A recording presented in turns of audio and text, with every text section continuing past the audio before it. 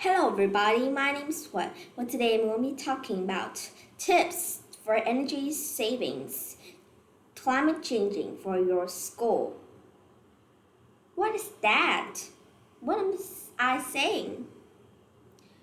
In today's times, we can see there's a lot of climate change, right? Like a lot. And you can see them like everywhere.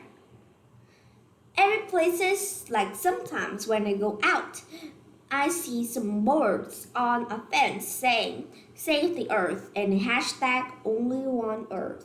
Do you ever saw them? If you have, then you're like me, wondering how can we help those people? Well, let's go through steps for your school to save energy. Let's go. First, transportations. Okay?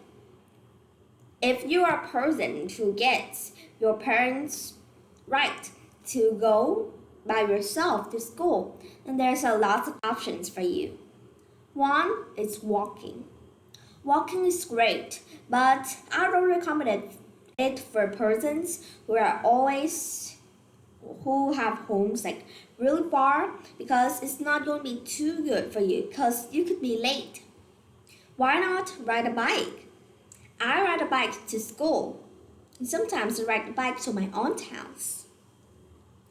Riding a bike was pretty safe, also quicker than walking, and is also better for the environment.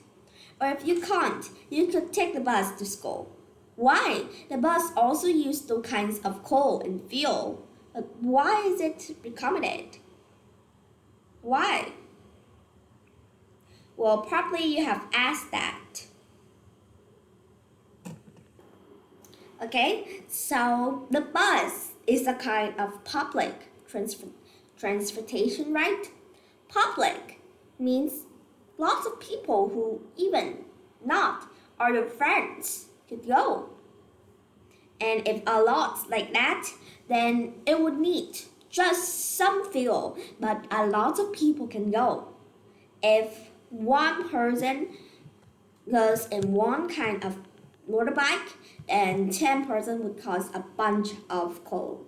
But if one bus carry 10 person, you just have one part of those coals.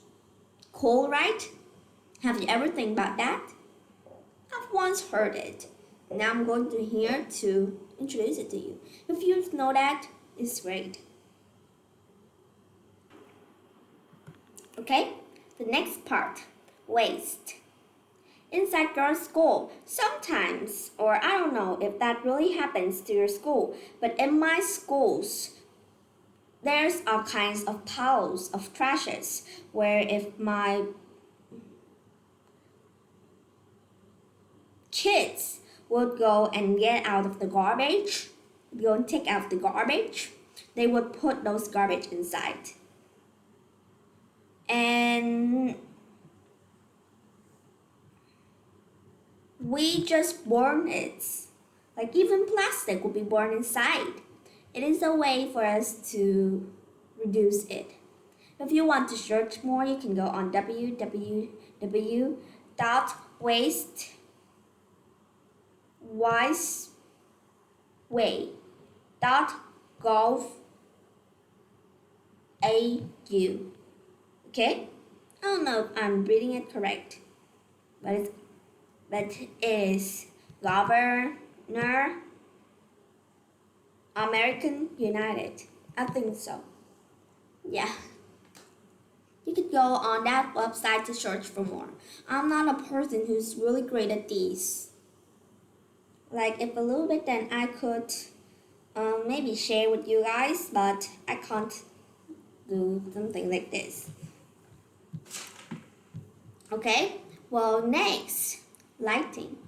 At recess, you could turn off the lights or use energy efficient lights. Inside your class, sometimes the sky's pretty dark, so you guys can't see. Sometimes your teacher will put on the lights for you. But after you come out of class, you should help your teacher to turn it off. Just one click and it's well done. The same thing happens in heating and air conditioning, or even fans. If your class is using heating or air conditioning, only use heater when the space is occupied. Keep doors and windows closed when heating or conditioning is turning on, because it will be useless if you open those doors up and set the thermometer to from 18 degrees to 20 degrees in winter and 26 degrees in summer. I am having an air conditioner and I'm having 27 degrees Celsius in summer. Don't have 26 degrees Fahrenheit.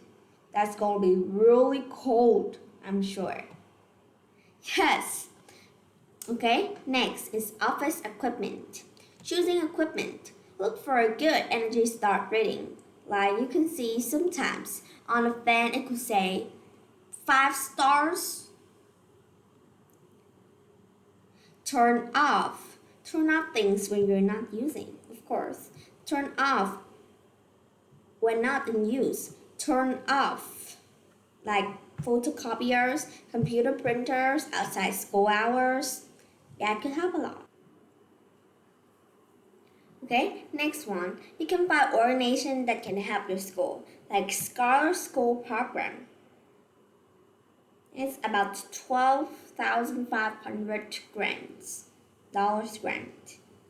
You could search out more on www.sedoenergywa.gov.au to find out more.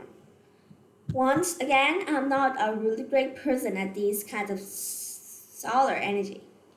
Sorry for my bad science. Let's just say next, water heating. Put timers on urns or use a kettle to heat waters. Consider going solar for water heating system. And the last thing that your canteen cooker can do is have one day a week that is vegetarian day, like meatless Monday